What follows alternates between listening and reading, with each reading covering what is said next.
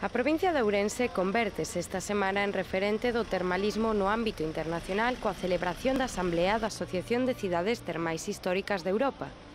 dende este mércores 3 ao venres 5 de outubro.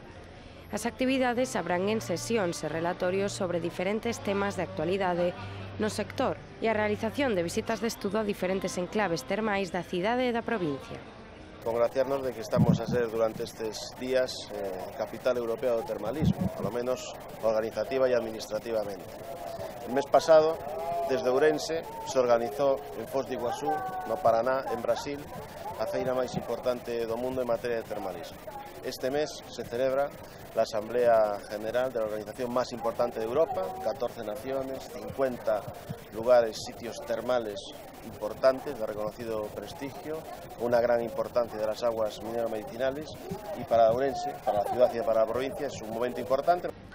O presidente da Deputación de Ourense, Manuel Baltar, participa na Asamblea en calidade de vicepresidente da Asociación de Cidades Históricas Termais de Europa, entidade a que pertence a Deputación de Ourense e que supón a rede termal máis importante de toda Europa, na que están presentes 40 membros de 13 países con cidades como Baden-Baden, Bath, Budapest, Vichy e a propia capital de Ourense, unha das fundadoras ao tempo que forma parte do itinerario cultural europeo das cidades históricas termais.